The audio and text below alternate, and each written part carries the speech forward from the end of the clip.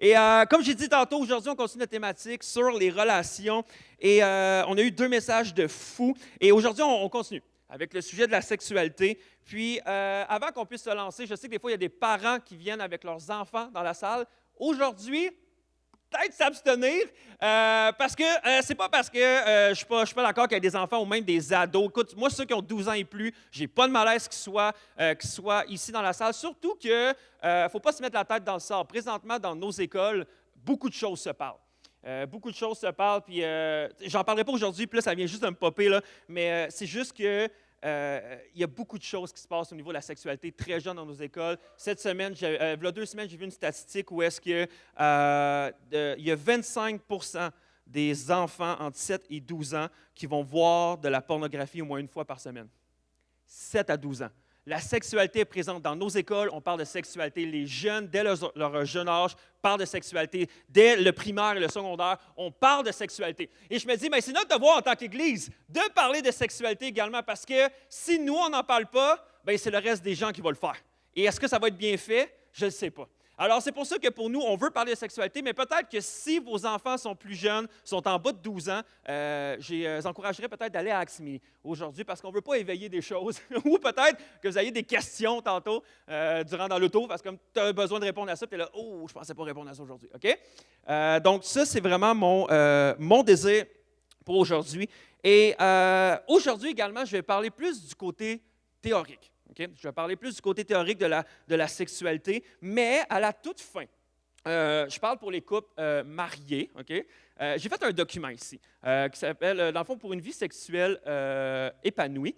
Et je vais avoir abordé plusieurs sujets, je vais avoir abordé plusieurs questions, mais sur ce document-là, c'est un document que vous allez pouvoir prendre à la sortie, un par couple, qui va vous amener à poser des questions face à ce que j'ai mentionné. Vous allez pouvoir en discuter en couple et même il va y avoir des volets pratiques. Okay? Là, c'est pas, genre, je n'ai pas fait un livre sur la sexualité, je ne vous donne pas plein de trucs, des trucs comme ça, mais je vous donne certains aspects à voir en couple pour vous aider dans certains domaines que je vais avoir discuté aujourd'hui. Donc, oui, on va regarder quelle est la conception biblique de la sexualité, mais on va en parler aussi dans le contexte du mariage, comment on la vit, qu'est-ce qui se passe avec la sexualité. Donc, ce matin, si tu n'es pas marié, c'est pour toi également. Et parce que pour te préparer à cette conception-là également de la sexualité, je vais en aborder aussi. Mais si tu es marié aujourd'hui, ça va être pour toi également. On va discuter de ça ensemble. Et avant que je puisse me lancer dans le sujet, il y a beaucoup de choses, bien beaucoup. Certaines choses que je vais mentionner ce matin, désolé, le glitch d'hier. Et puis hier, j'arrêtais pas de dire ce matin, bref. Et je me suis beaucoup basé sur ce livre-là ici, OK?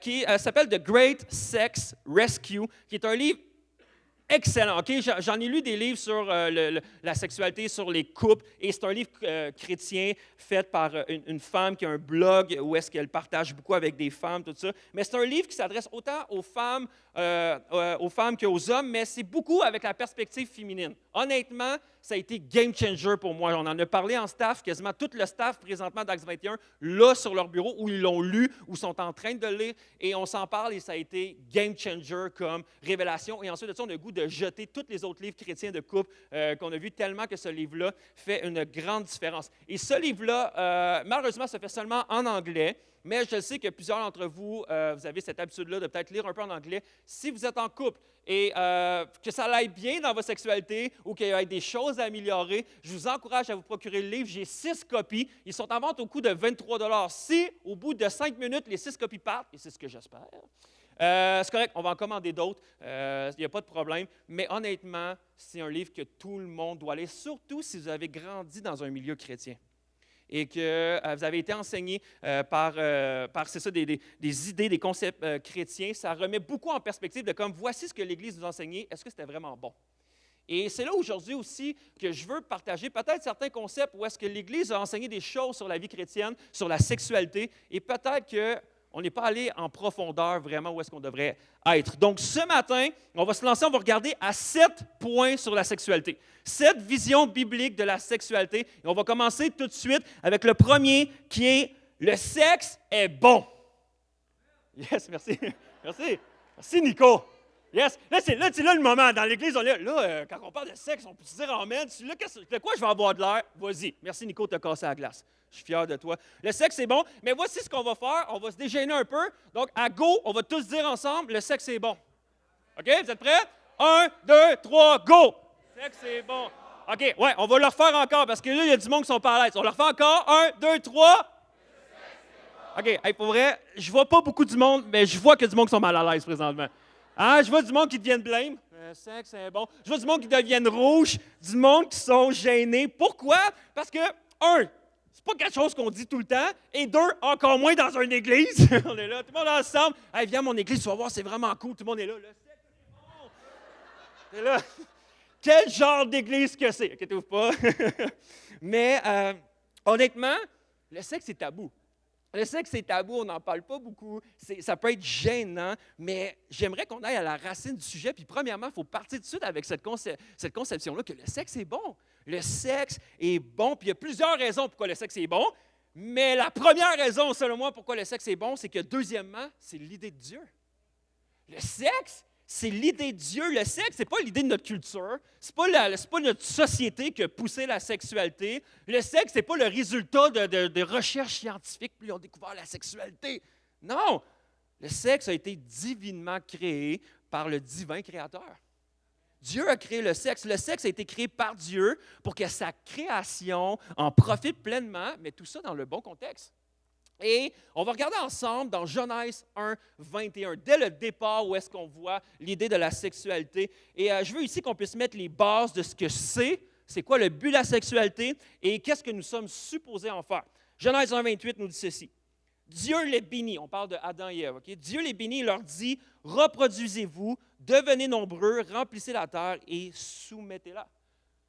Pour ceux qui ne le savent pas, ça c'est le tout premier commandement de Dieu. Le tout premier commandement de Dieu qu'il a donné à l'être humain, c'est « Hey, reproduisez-vous, devenez nombreux. » Dieu dit « Vous avez été créés à mon image, maintenant reproduisez-vous pour reproduire mon image au travers de vous. » Puis allez-y, c'est ça l'idée première de la sexualité, de oui, se reproduire, de se multiplier, d'avoir une famille, tout ça, mais également de allez-y, ayez du plaisir également, allez-y dans la sexualité. Et ça a été repris par Jésus dans Marc 10. Okay? Voici ce que Jésus a dit. Mais au commencement, il reprend l'idée de la Genèse. Mais au commencement de la création, Dieu a fait l'homme et la femme. Dieu a fait l'homme et la femme. Qui a fait l'homme et la femme? Dieu. Dieu a fait l'homme et la femme. Dieu a créé, c'était son idée. Puis même ici, il met des paramètres du mariage. Un homme et une femme. Dieu a créé l'homme et la femme. Dieu a créé notre corps. Dieu connaît nos désirs. Dieu connaît nos sentiments. Dieu connaît notre appétit sexuel. Dieu nous a créés avec les organes génitaux qui fait que c'est plaisant d'avoir des relations sexuelles. Dieu a créé ça avec un but, une idée, puis c'était voulu. C'est pas nous qui avons fait « Aïe, c'est le fun ». Non, Dieu a fait « C'est le fun, c'est correct, j'ai créé ça comme ça ». Dieu nous a créés et Dieu nous connaît. Mais il faut comprendre ici que mon but, c'est d'installer également une bonne théologie de la sexualité. Parce que peut-être qu'on a des conceptions erronées qui datent de décennies d'enseignements malsains ou de mauvaises expériences qu'on a eues, peut-être dès notre jeune âge ou peut-être en vieillissant avec la sexualité. Et aussi, je veux faire une parenthèse ici. Peut-être que lorsqu'on aborde le sujet de la sexualité, ça peut éveiller des choses en toi qui te font mal, qui ne sont pas une bonne nouvelle. Puis si c'est toi aujourd'hui, je veux dire que c'est correct. C'est correct que tu puisses même expérimenter de comme, pour vrai, je ne suis pas à l'aise avec ça, ça me fait mal, j'ai vécu des trucs. Et ce matin, mon but, c'est qu'on puisse libérer ce tabou-là pour qu'on puisse vivre une guérison ensemble également là-dedans. Okay? Donc, il faut faire attention. Okay? Je ne veux pas que si ça te rend mal à l'aise, tu as le goût de pleurer parce que ça ramène des choses comme ça, vis-le. Mais quitte pas. Et si on veut à la fin, on peut avoir des gens qu'on va prier avec toi si c'est trop dur. Mais honnêtement, mon but aujourd'hui, ce n'est pas de faire Kumbaya, tout est beau, puis on ne parle pas des malaises. Non, on va parler des malaises aujourd'hui. Mais juste que tu dises que tu es dans un lieu sécure aujourd'hui ici, et c'est correct si pour toi, ça éveille des douleurs ou des choses. Je veux juste te le dire. Mais ceci dit, il faut quand même comprendre qu'à la base de l'idée de Dieu, c'est que le sexe est bon. Le sexe est bon, c'était l'idée de Dieu.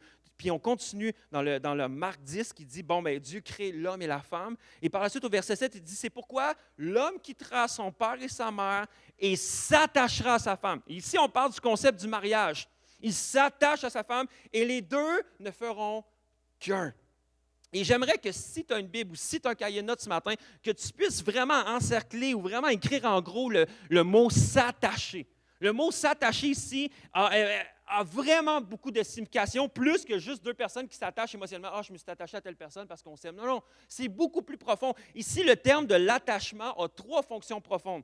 S'attacher physiquement, qui est la sexualité, mais s'attacher également émotionnellement, la proximité de cœur et d'intimité, et vraiment la proximité de s'attacher spirituellement. Et je ne veux pas aller tout là-dedans parce que Phil a fait un super bon message la semaine dernière. Et si vous ne les avez pas Jasmin revient. Si vous n'avez pas vu, entendu, je vous invite à aller sur notre site web ou YouTube ou Spotify. Allez écouter ça parce que c'est des messages tellement puissants. Mais bref, à chaque fois que des personnes s'attachent et qui ont de la sexualité, ce n'est pas seulement quelque chose de physique, mais c'est quelque chose d'émotionnel et également spirituel.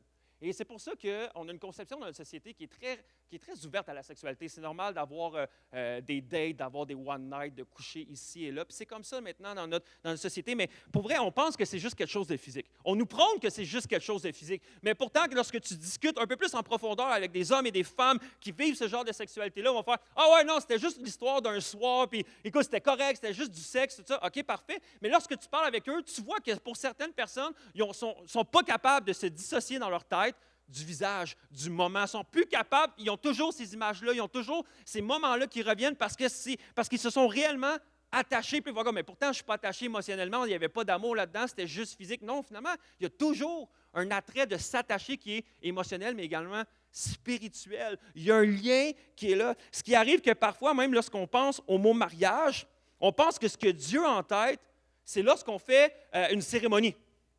On fait une cérémonie, puis là, la fille est avec la belle robe blanche. Puis là, le monsieur, il est habillé, bien aujourd'hui, il est habillé plein de couleurs, là, c'est pas grave. Et là, il y a un pasteur, puis il fait comme, veux-tu prendre pour époux? Puis là, oui, oui, oui. Puis on pense que la conception de Dieu du mariage, c'est ça. Mais lorsqu'on creuse, est-ce que c'est vraiment ça, la signification du mariage dans la Bible? Parce que la Bible reconnaît, il nous dit que c'est lorsqu'un homme et une femme s'attachent ensemble pour consommer le mariage. Puis c'est lorsqu'ils deviennent un, puis qu'ils ont des relations sexuelles, bibliquement, le sexe est une alliance. Et c'est pour ça que lorsqu'on parle de s'attacher physiquement, émotionnellement, spirituellement, c'est qu'on fait alliance. À chaque fois qu'un homme et une femme ont une relation sexuelle, bibliquement, ils font alliance. Ils font un mariage. Et là, je vais rentrer dans un concept weird. Okay? Donc, si tu es ici dans les premières fois ou pour toi, les conceptions de l'Ancien Testament, le Nouveau Testament, c'est peut-être pas commun pour toi. Ça se peut que ce que je vais dire, c'est weird. Mais suis-moi, reste avec moi et ne quitte pas la salle, OK? Mais lorsque tu étudies l'Ancien Testament puis le Nouveau Testament, lorsqu'une alliance est faite, il y a toujours une implication avec du sang. Okay? Ce qui veut dire que le sang devrait être versé. Par exemple, lorsque Dieu faisait alliance avec l'homme et la femme, okay, il devait avoir à ce moment-là une alliance. Mais si je recule un peu plus loin, lorsque Dieu fait alliance, par exemple, avec Moïse, puis il y avait un peuple, tout ça, il devait faire des sacrifices pour garder l'alliance avec Dieu. Donc, il sacrifiait des animaux. Il devait avoir à ce moment-là du sang qui était versé. Et également, lorsque Dieu a voulu faire alliance avec Abraham, il a mis en lien, il dit maintenant, si pour vous distinguer, pour faire alliance avec nous, vous allez devoir vous faire circoncire. Ça va être le terme de l'alliance du sang devait être versé pour démontrer cette alliance-là également. Et si je vais dans le Nouveau Testament, Dieu a voulu faire alliance avec chacun d'entre nous. Qu'est-ce qu'il a fait? Il a envoyé son Fils mourir à la croix pour que son sang puisse être versé, pour que ça puisse représenter l'alliance. Et de l'Ancien Testament jusqu'au Nouveau Testament, à chaque fois que Dieu fait alliance ou qu'il y a une alliance, il devait toujours avoir un sacrifice de quelque chose. Il devait toujours avoir du sang qui était versé. Et Dieu a créé l'homme et la femme quand même d'une manière spécifique, ou même que lorsque, dans les premières relations sexuelles, ça se peut qu'au moment, à cause de Dieu créer l'organe féminin avec une membrane qui l'hymen, qui retient même les menstruations et le sang d'être écoulé, qu'à ce moment-là, lors des premières relations sexuelles, il y a du sang parfois qui est versé, qui représente cette alliance-là également. Et là, je sais que ça peut avoir l'air weird. Là, tu es là, man, Jasmin, où est-ce que tu t'en vas avec ça? Voyons, je n'avais jamais vu ça de même. Ça se peut. Mais lorsque Dieu voulait créer une alliance avec chacun, avec l'homme et la femme, il fait comme, voici qu'est-ce qu'il va représenter, cette alliance-là. C'est lorsque vous allez avoir ensemble une relation sexuelle. Et c'est tellement profond lorsqu'on étudie tout ça, la biologie du corps humain et de l'alliance. Mais le cœur de Dieu pour l'homme et la femme, ce n'est pas seulement qu'on connecte d'une manière de cœur, mais c'est qu'on forme une alliance. On forme une alliance ensemble. C'est pourquoi qu'à chaque fois qu'un homme et une femme ont une relation sexuelle, Dieu est là, il fait comme « Oh! Il y a une alliance! Il y a une alliance qui se passe en ce moment. » À chaque fois qu'un homme et une femme ont une relation sexuelle, Dieu est en train de faire comme « Ah! » Ils disent « Oui, je le veux. » Ils sont en train de se dire « Oui, je le veux. » C'est ça pour Dieu, la vraie alliance. Et ce n'est pas nécessairement, oui, avec l'Église, puis nous, on le célèbre comme ça parce que c'est une institution également qui est gouvernementale, puis c'est correct qu'on fasse le mariage comme on le fait là. Parce que des fois, il y a des couples zinzins qui viennent nous voir, puis ils sont là, « Ouais, mais nous autres, on est comme de mariés devant Dieu, là, pas besoin de faire de cérémonie, puis tout. » On est comme « Non, fais les affaires comme du monde. » OK? On respecte notre institution, on respecte ce que la Bible dit aussi, mais pour Dieu, c'est lorsque un homme et une femme se retrouvent dans un appart, dans une maison, dans un lit queen, king, peu importe ta grosseur de lit, puis là, il y a une relation sexuelle. Dieu fait comme, il y a une alliance qui se passe à ce moment-là. Mais des fois, on peut se poser la question dans notre société d'aujourd'hui, à combien de personnes te disent « Oui, je le veux » ? À combien de personnes que tu as fait une alliance, mais que dans le fond, tu ne voulais pas vraiment faire une alliance, mais que tu t'es donné et tu te dis « Oui, je le veux ». Mais c'est là qu'en même temps, la beauté de l'Évangile arrive. Parce que, je ne vous le cacherai pas, j'ai eu, dans ma vie, avant même d'être marié, j'ai eu des relations sexuelles avec d'autres femmes. Après ça, je me suis marié et même, vous connaissez sensiblement ma situation. Où est-ce que je me suis retrouvé même à me divorcer et là, je me suis remarié. Est-ce qu'à cause de ça, là, on parle de toute alliance, puis on parle de qu'on est attaché spirituellement, émotionnellement, tout ça. Puis est-ce que ça élimine tout puis ça vient messed up tout mon mariage aujourd'hui? Non, pas nécessairement, parce que c'est là la beauté de l'Évangile. C'est là la beauté de la grâce. C'est là la beauté de où est-ce que le péché abonde, la grâce surabonde. OK? Et je ne suis pas en train de dire qu'à cause de ça, on devrait en profiter. Non, je fais juste dire que lorsqu'on vient devant Dieu avec humilité, puis oui, même si on a messed up, même si des fois on a mal agi, même si des fois on a eu une sexualité qui n'était pas à l'honneur de Dieu, mais qu'on arrive devant lui et on est comme, OK, Dieu, je suis repentant, je veux recommencer à nouveau. Rends-moi pur comme neige. Rends-moi ma sainteté. Rends-moi ma pureté. Maintenant, je veux marcher dans ce qui t'honore vraiment.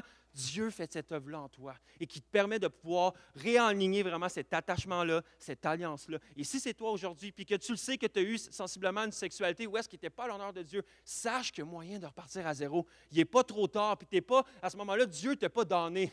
Dieu est prêt à pouvoir te restaurer grâce au sacrifice de Christ. Et ça, c'est très important. Mais, ce qui est arrivé quand même, ne veut pas avec notre société, c'est que la sexualité est devenue comme un terrain de jeu.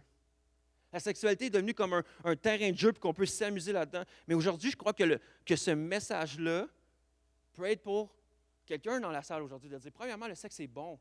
Le sexe, c'est l'idée de Dieu. Mais également, ça représente une alliance de deux personnes qui s'attachent un à l'autre puis ils deviennent un.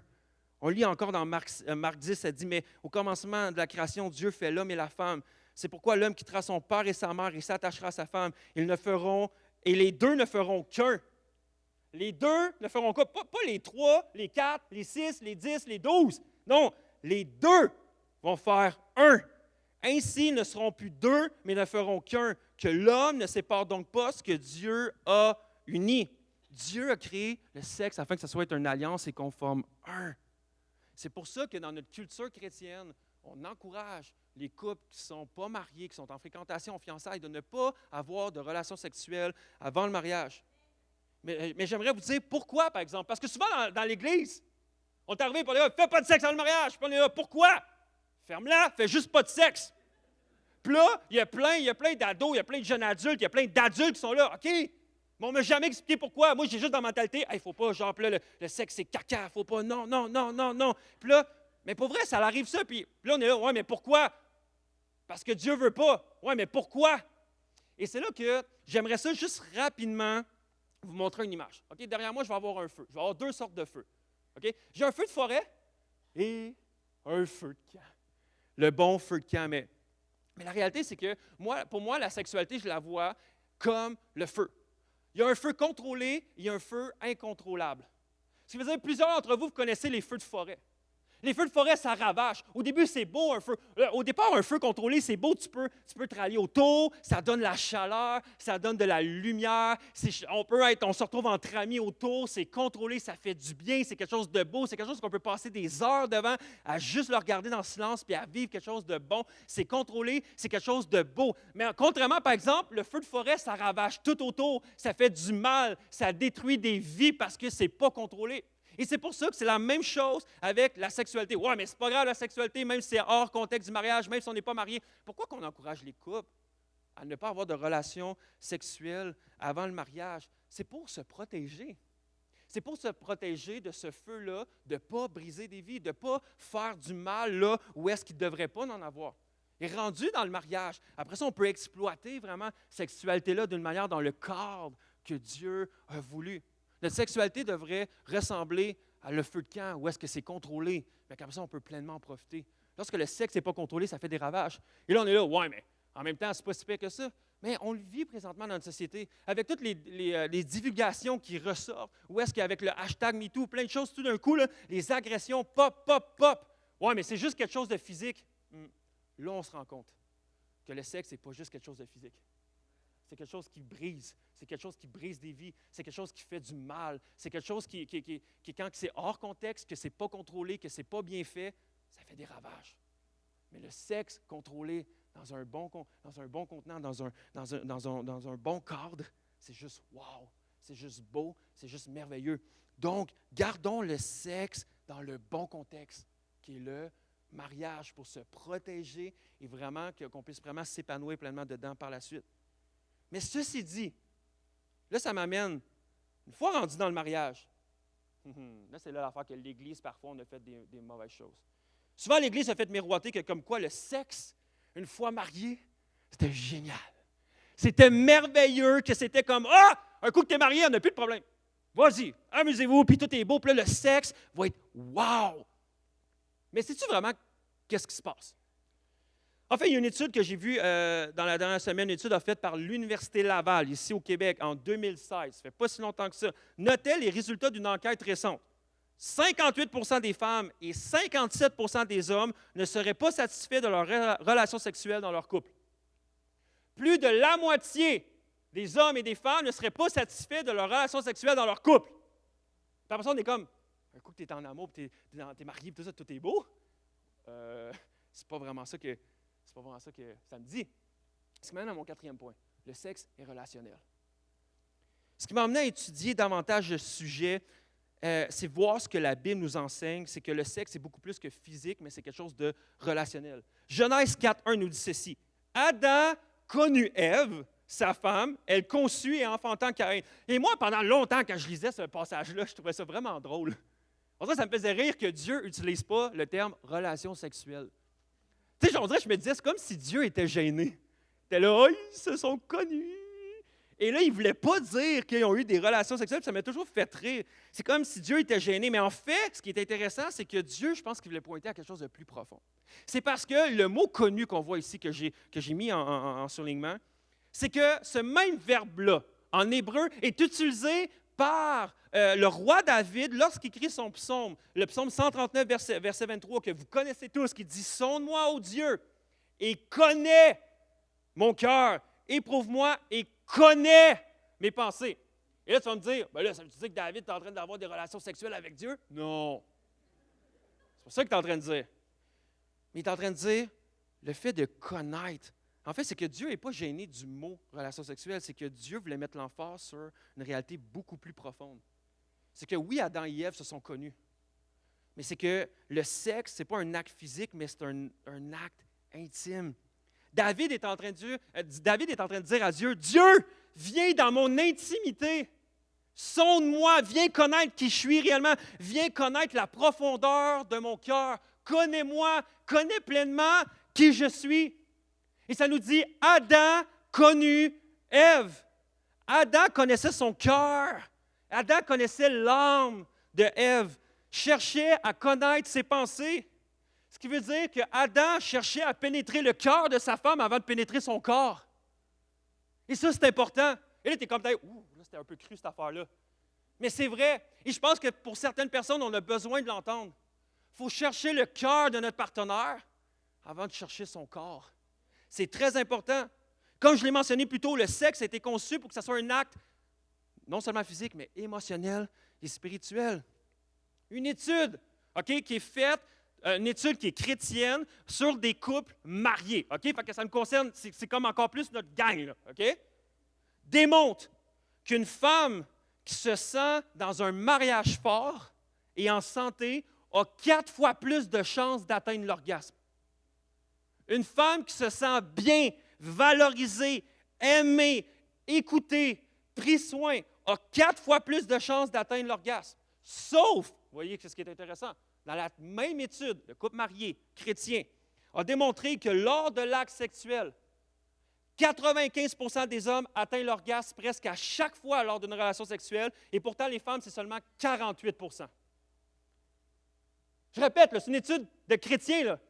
48% des femmes ont atteint l'orgasme lors de relations sexuelles versus 98% des hommes. Je ne sais pas si tu es d'accord avec moi, mais il y a quand même un pas pire gap. Il y a quand même un pas pire gap. Mais c'est quoi la définition du sexe? Qu'est-ce qu'on a fait de la sexualité? Est-ce qu'on sait vraiment qu'est-ce que c'est? Est-ce qu'on sait vraiment qu'est-ce que ça veut dire?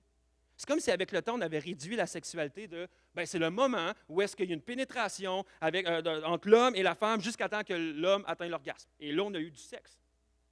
C'est comme si on avait réduit la sexualité à ça. L'homme atteint l'orgasme, c'est fini, merci, bonsoir, c'est fait. C'est-tu vraiment ça? C'est-tu vraiment ça? Mais bibliquement, le sexe, c'est aussi une mise à nu. Mais non seulement de nos corps, mais de nos âmes. C'est la mise à nu qu'on vit une profonde connexion. C'est qu'on a une envie profonde de se connaître, de consommer pleinement avec qui qu'on est et de vouloir produire du plaisir à l'autre autant que moi je suis capable d'en avoir. Mais pour ça, on doit se connaître. Pour ça, on doit se connaître dans l'intimité, connaître notre cœur, qui on est. Ceux ici qui ce matin qui sont mariés, ou peut-être que tu nous écoutes en ligne, rappelez-vous le moment de vos fréquentations. Lorsque vous étiez fiancés. Puis là, vous savez, le mariage arrive, puis là, au début, notre attention est tellement sur l'autre. Notre attention est là, on passe du temps, on jase, on apprend à se connaître, puis on est comme, hey, je veux te connaître toi. Parle-moi plus de toi. Je veux connaître tes émotions. Je veux te toucher, pas sexuellement, mais juste se tenir la main, là, ça me fait du bien. Je me sens aimé, je me sens valorisé. Puis il n'y a rien, là, mais j'ai soif de cette connexion-là parce que en même temps, c'est la seule chose qu'on peut se permettre. Mais quand le sexe, toutefois, arrive, et là, on est marié, on a le droit de consommer le mariage, tout d'un coup, on dirait que la tension switch. Au lieu de « Hey, je te veux toi, je veux te connaître toi, je veux te connecter à toi », ça devient « Je veux du sexe ». Je veux du sexe, je veux l'acte. Je veux que mon besoin soit rempli. Et c'est là que la satisfaction sexuelle change à de l'insatisfaction arrive. Le sexe est relationnel, c'est de dire « Je te vois, je te choisis, je t'aime toi, je veux expérimenter la vie avec toi, je veux te connaître davantage seulement toi, je veux te connaître encore plus. » Parce que le sexe, ce n'est pas juste à propos de mon besoin, ce n'est pas juste à propos de moi, mais c'est de bâtir quelque chose ensemble. Je ne veux pas utiliser mon conjoint et ma conjointe pour remplir mes désirs, mes besoins sexuels. Je veux avant tout connecter émotionnellement et spirituellement. Je vous pose une question ce matin, qui va se retrouver également dans ce questionnaire-là. Quel est l'équilibre entre les aspects émotionnels et physiques du sexe dans votre mariage? Est-ce que vous le sentez d'une manière déséquilibrée? C'est comme s'il y a plus d'emphase sur l'aspect physique qu'émotionnel ou spirituel. Et aimeriez-vous que quelque chose change par rapport à ça? Parce que le sexe, c'est beaucoup plus que quelque chose de physique. Sais-tu comment ton conjoint ou ta conjointe va avant d'initier des relations sexuelles? Émotionnellement. Te sens-tu connecté émotionnellement avec elle, avec lui, avant d'initier une relation sexuelle? Sais-tu qu'est-ce qui excite ou qu'est-ce qui allume ton conjoint ou ta conjointe avant d'initier une relation sexuelle? Puis si tu le sais, tu le fais-tu? Ou tu vas direct on point sur qu'est-ce que tu veux? Te sens-tu connecté spirituellement à ton conjoint ou ta conjointe avant même d'initier une relation sexuelle? Connais-tu son cœur? Parce que le sexe également, ce qui m'amène à mon 5e point, devrait être agréable pour les deux. Cantique des Cantiques nous dit ceci, dans Cantique 8.4. Ô filles de Jérusalem, oh, je vous en conjure, n'éveillez pas, oh non, ne réveillez pas l'amour avant qu'il ne le veuille. Savez-vous que dans le milieu de l'Église, on a souvent entendu « Ayez pas de sexe avant le mariage! » Point! On connaît tout ça. Là. Si tu as grandi dans une culture d'Église, tu le sais, ça. Tu sais ça avant Jean 3,16. On a souvent entendu dans l'Église que la clé pour avoir du bon sexe, c'est d'attendre jusqu'au mariage. OK. D'attente, là, on est comme, hey, tu vas voir, attends, là, mais tu vas voir, ta nuit de noces va être wow. Tous ceux qui ont vécu une nuit de noces font comme, hey, il me semble que ce n'était pas ma meilleure soirée. On est crevés de la soirée, ça a été une grosse journée, puis là, tu t'attends comme, all right, ça va être malade. Attends une couple de mois, une couple d'années, tu vas voir, ça va être encore plus malade. Théoriquement. Mais si je peux rectifier, j'aimerais ça que, parce que, en fait, attendre jusqu'au mariage ne rend pas le sexe meilleur, le rend plus significatif et plus sécuritaire. Mais je veux te proposer un statement différent. À partir de maintenant, dans l'Église, au lieu de dire attendons jusqu'au mariage avant d'avoir du sexe, j'aimerais ça qu'on puisse dire maintenant n'ayons pas de sexe avant d'être mariés et allumés. Est-ce qu'on peut vraiment dire ça? Parce que la clé du plaisir sexuel ne se trouve pas dans le contrat signé de mariage. Hein? Non. Je vous donne un exemple. Pourquoi beaucoup de couples, en fréquentation, en fiançailles, se retrouvent à aller trop loin physiquement? Puis finalement, ils se retrouvent qu'à avoir des relations sexuelles avant le mariage. Puis là, ils essayent de nous faire croire. C'est un accident! Oui. C'est comme tu étais là, puis après, c'est pouf! Je ne sais pas comment je suis arrivé là. Non. C'était pas un accident. Rien n'arrive par accident de même. Là. Souvent, ça a commencé par « Salut, on se colle, on est proche, on écoute un film, on est collés. » Puis on commence à s'embrasser. Puis là, on s'embrasse. Puis on s'embrasse. Et là, on s'embrasse, mais plus passionnément. Tu sais, la langue rentre en contexte. Puis t'es là, là, ça éveille. Puis là, on commence à être excité. Puis là, t'es comme « Qu'est-ce que je fais? » Et là, tout d'un coup, les mains commencent à être baladeuses. Puis là, tout d'un coup, tu deviens encore plus excité. Jusqu'à temps que leur corps se mette à crier « J'en veux plus! Donne-moi-en plus! Ah là, j'en veux! » Là, comme on dirait que c'est plus fort que moi. Hein? J'en veux plus! Leur corps dit « Ah! On passe ça à la prochaine étape parce que je sais c'est quoi la prochaine étape. Est-ce qu'on le fait? Parce que là, on dirait que ça se passe en dedans. Là. Donc, le couple va arriver, vont faire comme « Ah! Finalement, on est tombé. » Moi, plutôt, je fais comme, non, t'es pas tombé, t'es garoché, là. OK? T'es comme, wow, j'y vais, là, comme, on y va. Pourquoi? Parce que c'est pas arrivé comme ça. Ça a été des minutes, des heures, qui a été juste entraîné, puis que tout d'un coup, ça l'a mené à la relation sexuelle, parce que tout a été cultivé, ça. J'aimerais juste vous dire, par exemple, si tu es un couple en fréquentation, en fiançailles, c'est ta responsabilité de mettre tes limites. C'est votre responsabilité de découvrir ensemble qu'est-ce qu'on fait pour ne pas en arriver là, pour se mettre des limites. Et le meilleur moyen, juste te le dire, c'est ne soyez pas seul. Soyez redevable à un couple qui est capable de vous suivre, un couple marié, un homme, une femme, ensemble que vous pouvez discuter, puis qui vont vous challenger, puis qui vont vous mettre vraiment qui vont vous, pas pour challenger, juste pour vous surveiller, non, pour vous encourager.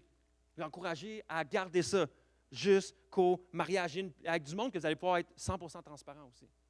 Ça, c'est très important. Mais tout ça pour dire que ça se peut-tu qu'une fois rendus mariés, plusieurs couples se rendent à une relation sexuelle beaucoup trop vite, que plusieurs steps sont skippés?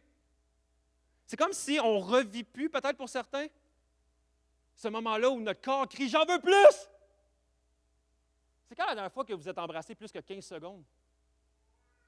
Autre que pour un rapport sexuel. C'est quand la dernière fois que vous avez tellement titillé ça, là, puis là, bam, là, vous avez une relation sexuelle parce que t'es comme, wow, on en voulait plus. Je pose une question. Ça se peut-tu que dans vos relations sexuelles ressemblent beaucoup plus à un repas congelé qu'un repas du temps des fêtes? Et là, je m'explique. J'ai un repas congelé ici. Hungry Man, peut-être que vous avez déjà vu ça. Là, yark, mais il y en a des gars ici en appart qui ont déjà mangé des affaires de main, je vous le dis. Mais, amen, yeah, vive la pauvreté, wouh! Je paye encore mes dettes d'études, mais j'ai mangé ça. Bref, Angry Man, OK? Ça nous dit parfait. Un bon repas de dinde, patates pilées, canneberge, maïs, tout ça. Hey, sais-tu quoi? Hey, tu peux mettre ça dans le four micro-ondes. 2 minutes, c'est prêt. Et là, tu reçois ça. T'es là. Ouais. Écoute, ça fait peut-être la job une fois de temps en temps, mais honnêtement, tu es là, tu le finis, mais c'est pas vraiment plaisant. Mais je veux vous montrer un repas de Noël. Ah ouais. Pourtant, c'est la même recette. Non, mais pas la même recette. Mais c'est le même repas. C'est de la dinde, avec des patates pilées, des canneberges, tout ça. Mais ça a été préparé pendant des semaines, on y a pensé. Puis après ça, ça a été cuit, ça a commencé le matin. Où est-ce qu'on a préparé? On a pris soin. Et là, tu vois ça, tu es comme, wow, il y a tellement du temps mis là-dedans, il y a de la préparation. Tu le sens là, que ça goûte l'amour. Tu es là, puis là, tu manges ça. Là. Puis pourtant, l'autre, tu as de la misère à finir ton repas. Mais là, ça, tu es comme, ah, j'ai plus faim, mais j'en prendrai encore. Tu es comme, c'est bon, c'est juteux, c'est goûteux. Tu es comme, je vois que ça, comme, la personne qui a fait ça a mis du temps. Est-ce que tu peux mettre la prochaine slide, Zef, s'il te plaît? Si je te pose la question, tu as le choix entre le repas congelé ou le repas du temps des fêtes. Qu'est-ce que tu prends? Si je t'invite à souper, je te donne un repas congelé comme ça, tu revenir chez nous? Non! Si je te donne ça, je te donne la belle dinde qui est là, tu vas-tu faire comme, hey, moi je suis prêt à revenir chez vous, anytime. Anytime, je suis prêt à revenir quand tu veux. Tu es là, la table est belle, tout est beau. À quoi ressemble votre préparation aux relations sexuelles? C'est ça? C'est ça. C'est quoi t'offres à ton conjoint ou à ta conjointe? C'est quoi que tu fais? Ça nous dit tantôt, plus de 50% des personnes sont insatisfaits sexuellement. Ça se peut-tu? C'est parce qu'on n'y offre pas le bon repas? Ça se peut-tu? Tu fais comme, hey, 2 minutes, tu es supposé d'être prête.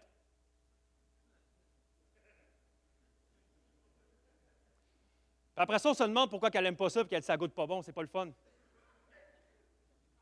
Mais si tu es là et tu dis, ça va se préparer pendant des minutes, des heures, des jours, où est-ce que tu vas sentir vraiment? Ça va peut-être être pas la même affaire.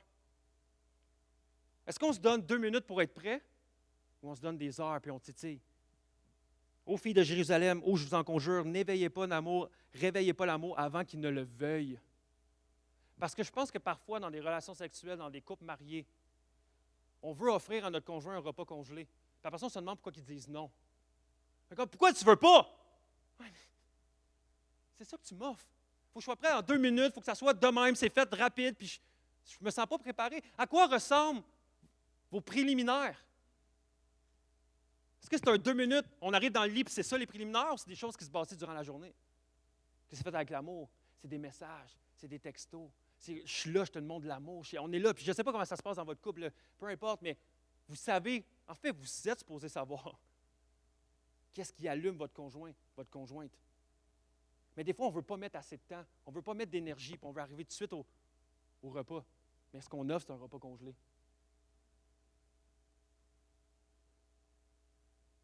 Les préliminaires, c'est important. De mettre la table, c'est important. On ne doit pas pousser. C'est sûr que si la personne ne veut pas manger parce que tu y offres ça, tu ne dois pas forcer non plus. Tu ne dois pas forcer. Non, c'est ça que tu as, mange ça. Là. Non, c'est pas ça qu'on veut faire. Puis quand des pasteurs, ça arrive, ou des gens qu'on rencontre, des couples, des fois en counseling, ou peu importe, on prend le temps de les rencontrer. Puis c'est pas rare d'entendre souvent des hommes dire « Ouais, mais ma femme, elle ne veut pas de relation sexuelle. Elle ne veut jamais.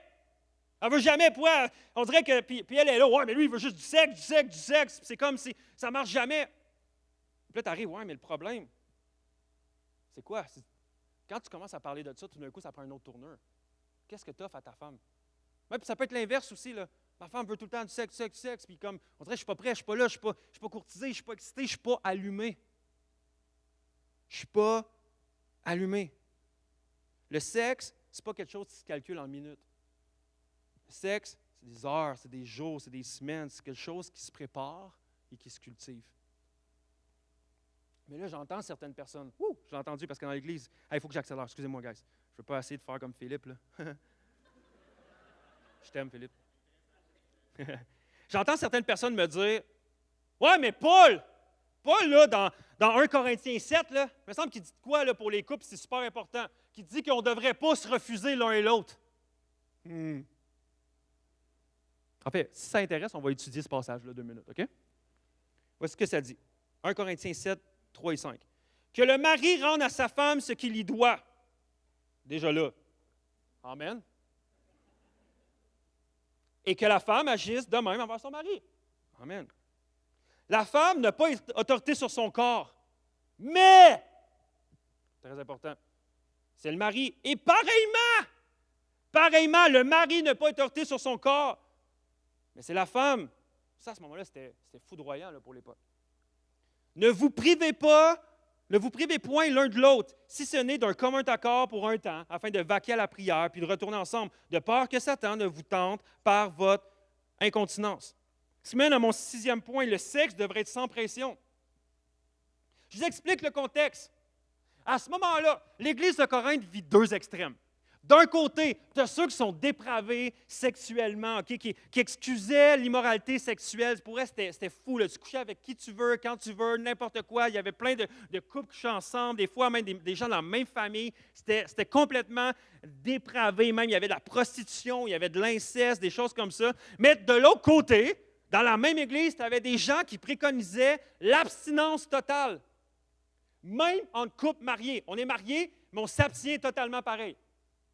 Et Paul établit un lien dans Corinthiens. Il fait comme, hey, ceux que vous êtes dépravés, revenez à l'ordre. Okay? Agissez comme que Dieu voudrait. Mais ceux qui sont mariés, tu n'es pas là pour pratiquer l'abstinence totale dans ton mariage. Vous avez le droit d'avoir des relations sexuelles.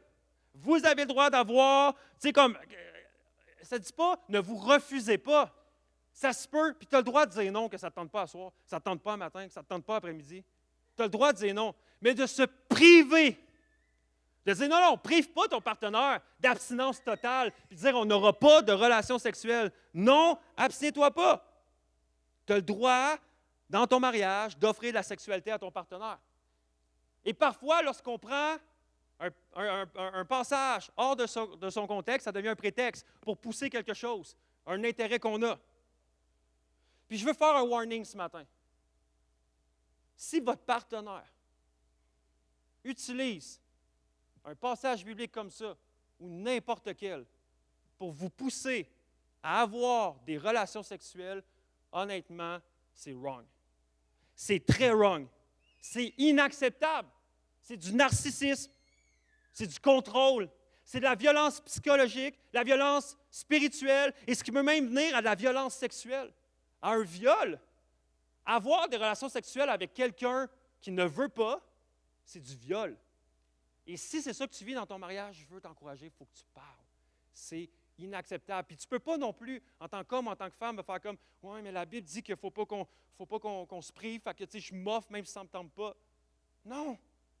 Il y a peut-être des raisons pourquoi ça ne te tente pas. On va découvrir comment. Vous allez découvrir comment. Peut-être qu'il faut demander de l'aide, peut-être qu'il faut consulter, mais ne donne pas quelque chose que tu ne veux pas donner. C'est inacceptable. Puis si toi, tu continues de pousser ton mari ou ta femme à avoir des relations sexuelles pendant que ça ne tente pas, pour vrai, tu es un peu zinzin, là, parce que je ne comprends pas comment tu peux avoir du plaisir sexuellement en sachant que l'autre personne n'en a pas. Et ça, là, c'est weird. Non, mais pour vrai, si c'est toi, peut-être, remets-toi en question parce que c'est déplacé. C'est déplacé. Puis je veux terminer avec ceci. Okay? J'inviterai les musiciens à venir me rejoindre. Mon 7e point et dernier point. Le sexe devrait être à l'image de Jésus. Tu sais, lorsqu'on parle à Dieu, je te donne tout. Lorsqu'on parle de la beauté de l'Évangile, de la bonne nouvelle, ça s'applique à chaque sphère de notre corps, de notre être, de notre vie. Jésus, ça a été le créateur de l'univers. Il était là, présent au milieu de la création. Il nous a créés, il connaît nos corps, il nous connaît pleinement. Jésus a décidé de vivre parmi nous. Il s'est fait serviteur. Jésus est venu et a fait passer les autres avant lui, afin que nous, on puisse pleinement être intimes avec Dieu. Puis Jésus le fait, il a payé le prix de sa vie, puis il s'est humilié jusqu'à la croix qui s'est donnée pour que chacun d'entre nous on puisse vivre une vie épanouie avec Dieu. Jésus s'est abandonné, il a fait un abandon de soi. Son amour passionné pour chacun d'entre nous l'a poussé à ce que dire, hey, j'aimerais ça qu'on vive ensemble la puissance du royaume de Dieu. Et si on choisissait que le sexe, c'était une occasion de refléter l'attitude de Christ dans notre mariage, dans notre couple, dans notre vie, de voir le sexe au travers les lunettes du sacrifice de Jésus à la croix,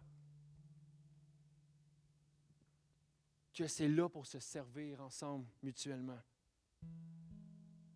Le sexe vu au travers de la croix, c'est vraiment de dire, c'est pas à propos de moi, c'est à propos de toi. Si tu veux, on va go. Si tu ne veux pas, parfait, on va travailler ensemble. Le sexe doit être non seulement, oui, le plaisir ensemble, on est là pour se servir ensemble. Puis pas rester dans la honte. Matthieu 20, versets 25 à 28 nous dit ceci. Alors Jésus les appela tous auprès de lui. Il dit, vous savez ce qui se passe dans les nations. Les chefs politiques dominent sur leur peuple et les grands personnages font peser sur eux leur autorité. Qu'ils ne soient pas ici parmi vous. Au contraire, si quelqu'un veut être grand parmi vous, qu'il soit votre serviteur. Si quelqu'un veut être le premier parmi vous, qu'il soit votre esclave. Car le Fils de l'homme n'est pas venu pour se faire servir, mais pour servir lui-même et donner sa vie en rançon pour beaucoup. Et ça, c'est la même chose dans le mariage. Parce que le mariage représente la relation entre Christ et l'Église, qui est nous. Nous sommes supposés servir l'autre. Et ça s'applique même dans notre sexualité. Si on reprend les paroles de Paul dans Philippiens 2, qui nous dit ceci, ne faites rien par esprit de rivalité ou par désir d'une gloire sans valeur, mais avec humilité, considérez les autres comme supérieurs à vous-même. Que chacun de vous, au lieu de regarder à ses propres intérêts, regarde aussi à ceux de l'autre. Tes besoins sont importants. C'est important que tes besoins soient écoutés, que tes besoins soient entendus. Tes besoins physiques, c'est important qu'ils soient entendus. C'est important que tes besoins physiques soient entendus et compris. Mais c'est important également que les besoins émotionnels soient compris et entendus et pris soin. C'est important que les besoins spirituels soient entendus et pris soin au même niveau. Et rendons-nous serviteurs de l'un et l'autre. Tim Keller a dit dans son livre The Meaning of Marriage, un très bon livre, qui dit ceci, l'enseignement chrétien n'offre pas le choix entre l'épanouissement et le sacrifice. Soit tu sacrifies, soit tu épanouis. C'est pas ça. Mais plutôt l'épanouissement mutuel par le sacrifice mutuel. Wow! Ensemble, on se sacrifie pour que l'autre puisse être épanoui. Et c'est un donnant-donnant ensemble. Quand les deux personnes dans le couple considèrent l'autre en premier, on commence à bâtir quelque chose de merveilleux. Puis c'est ça qui est supposé être le mariage. Si présentement c'est un défi dans ton couple, par désir de servir votre partenaire, peut-être que ça peut commencer par demander à l'autre, qu'est-ce que je peux faire pour te servir? Et toutes ces choses-là, vous allez pouvoir retrouver des questions comme ça dans le document. Donc, si vous êtes marié, je vous encourage à prendre un document comme ça. Si tu n'es pas marié, ça ne sera pas nécessaire. OK? C'est parce que si tu appliques ça, tu n'es pas marié, tu es zinzin. Peut-être que présentement, dans ton couple, pour servir l'autre, c'est peut-être de commencer à demander pardon à Dieu pour les moments où tu as mal servi ton conjoint ou ta conjointe. C'est peut-être de demander également, mais pas peut-être, c'est sûr, il va falloir que tu le fasses, que tu demandes pardon à ton conjoint ou à ta conjointe d'avoir mal servi, d'avoir été égoïste, d'avoir fait passer tes intérêts avant les siens. Peut-être que d'avoir un mariage, une sexualité à l'image de Christ, c'est de servir l'autre, c'est peut-être également de partager les moments où vous n'êtes pas satisfait. Peut-être que vous le gardez pour vous-même. Ah, je garde ça, puis parce que je l'ai déjà assez, je l'ai mentionné une fois, je l'ai mentionné 2 fois, mais je ne me sens pas écouté, fait que j'arrête de le dire, puis je vis juste dans l'insatisfaction continuelle. J'aimerais te dire de ne pas laisser ce malaise-là, une tension prendre la place, mais de dire je vais le mentionner, je vais l'exprimer. Et de l'autre côté, votre désir de servir l'autre, c'est de dire je vais t'écouter. Alors que tu me partages tes malaises, alors que tu me partages que tu n'es pas satisfait, que tu n'es pas satisfaite, je vais t'écouter. Je vais prendre le temps de comprendre le pourquoi des choses et qu'est-ce que je peux faire pour te servir. Même chose dans le document. De se servir mutuellement, c'est peut-être également de chercher de l'aide. De ne pas rester dans un mariage platonique où est-ce que vous avez give up, vous avez abandonné les deux, puis vous avez juste, on n'a pas de relation sexuelle parce qu'on n'arrive pas à avoir un consensus, puis ça ne marche pas, fait qu'on est juste dans un platonique. Non, c'est de dire, hey, on va aller consulter. On va aller voir un conseiller, on va aller voir une conseillère. On va chercher à faire ça ensemble. La meilleure chose pour servir votre époux, ça serait peut-être que tu step up et tu dis, c'est correct, je vais prendre les démarches pour qu'on consulte, qu'on aille voir un psychologue peut-être. Mais qu'on soit là dans une attitude de servitude, comme Christ est venu. Quand on dit à Dieu, Dieu, je te donne tout, c'est même notre sexualité. Pas juste notre cœur, notre âme, notre louange, qu'est-ce qui sort de notre bouche et notre sexualité également, tout ce qu'on est. Et ce matin, je veux que, où est-ce que le péché a abondé? Peut-être que ça ne marche pas, peut-être qu'il y a des difficultés, peut-être qu'il y a des difficultés même anatomiques, que c'est douloureux, ça ne fonctionne pas physionomiquement. C'est correct, mais travaillez ensemble pour trouver des manières que ça fonctionne. Consultez. Allez-y. Et à la toute fin également, j'ai des places où vous pouvez consulter. Puis si vous vivez dans votre mariage, des moments où est-ce que c'est difficile, où est-ce que tu sens même de l'abus dans ton mariage, peut-être que tu sens que c'est malsain, qu'est-ce qui se passe avec la sexualité. J'ai mis plein de ressources à l'arrière pour des hommes et pour des femmes. Appelle-les. Va les voir. Demande de l'aide. Reste pas là parce qu'à Actes 21, jamais qu'on va prôner de rester dans un endroit où est-ce que c'est contrôlant, où est-ce qu'il y a de l'abus physique, qu'il y a de l'abus sexuel, qu'il y a de l'abus mental. Jamais. Il y a plein de ressources à l'arrière que je vous ai données également. Mais là où le péché abonde, la grâce surabonde, comme j'ai dit. Et peut-être qu'il y a eu des manquements dans ta sexualité. Peut-être même présentement, peu importe, on n'a pas abordé le sujet, mais ça va être avec la pornographie. Ta pureté n'est pas là dans ton mariage. Puis c'est le temps de dire, OK, il faut que je me mette en ligne. C'est peut-être de confesser, d'en parler, de parler de ces choses-là avec votre conjoint, votre conjointe. Mais de dire, OK, mais je ne veux pas rester dans la honte. Je ne veux pas rester dans la honte. Le but, je veux vivre dans les fruits de l'esprit dans mon mariage. Puis si c'est toi, j'aimerais qu'on puisse faire une prière ensemble. Puis après ça, j'aimerais ça prier pour toutes les couples. Donc, j'aimerais juste qu'on puisse faire une prière individuelle. Ou est-ce que c'est toi, tu dis, OK, c'est vrai, j'ai des manquements dans ma sexualité, je dois demander pardon à Dieu, je sais que j'ai des failles. J'écris une prière, on va la faire ensemble. On peut se prier ensemble. Mon Dieu, je ne sais pas comment faire ça toute seule. Je ne suis pas la meilleure personne pour contrôler ma sexualité, je te donne ma sexualité. J'ai fait des choses, j'ai dit des choses, j'ai vécu des choses qui, je le sais, est en dehors de ta volonté pour moi.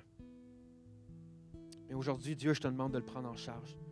Je veux vivre une vie de valeur qui soit centrée sur ton amour pour moi et non sur mon désir de satisfaction temporaire.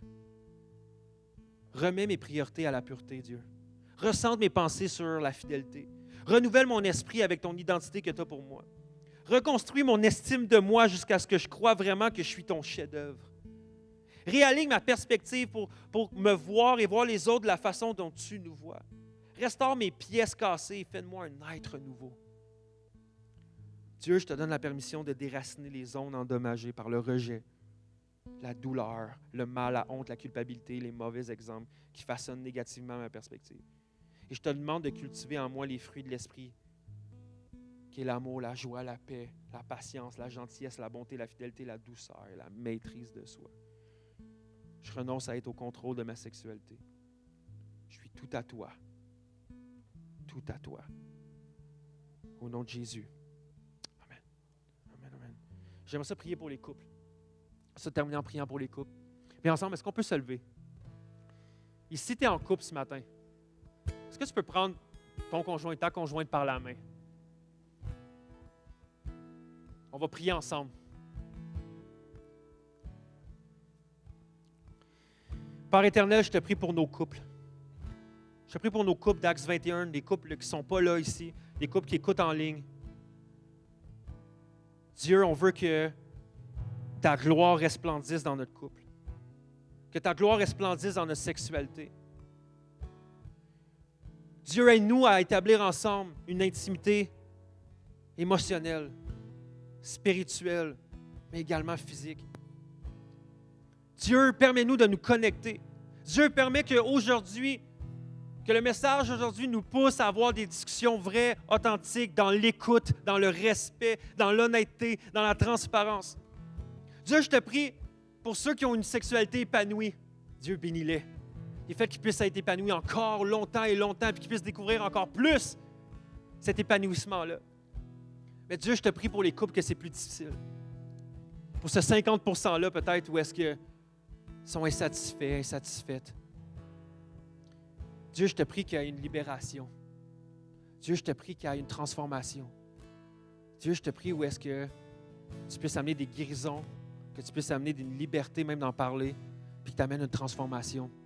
Dieu, que les couples d'Acts 21 soient reconnus comme étant des couples en santé, non seulement émotionnels, spirituellement, mais même sexuellement, et qu'on n'aille pas honte de vivre ça ensemble.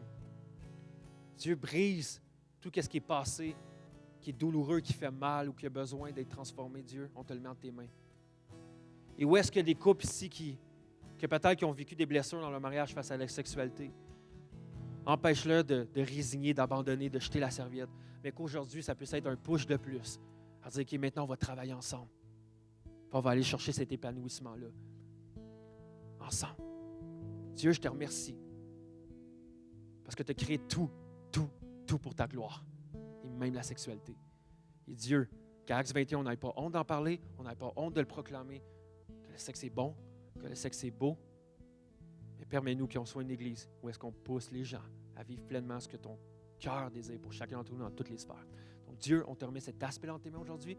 Et Dieu, on veut terminer en louange. On veut te louer en tant que divin créateur. On veut te louer pour te dire à quel point tu es merveilleux, à quel point ta création est parfaite. Même si moi, présentement, je suis imparfait, même si qu'est-ce que je vis dans ma vie, c'est imparfait, je veux déclarer de ma bouche que toi, tu es parfait, que ton idée à toi était bonne, que comment tu nous as fait, comment tu nous as créé, le fait que tu nous as unis ensemble, l'un et l'autre, que c'était ton idée, que c'était ton plan, puis que c'était bon. Et qu'aujourd'hui, ensemble, qu'on puisse vivre ce temps-là d'adoration devant toi pour dire, Dieu, tu es grand, tu es bon, tu es merveilleux. C'est dans le nom de Jésus que j'ai prié. Amen.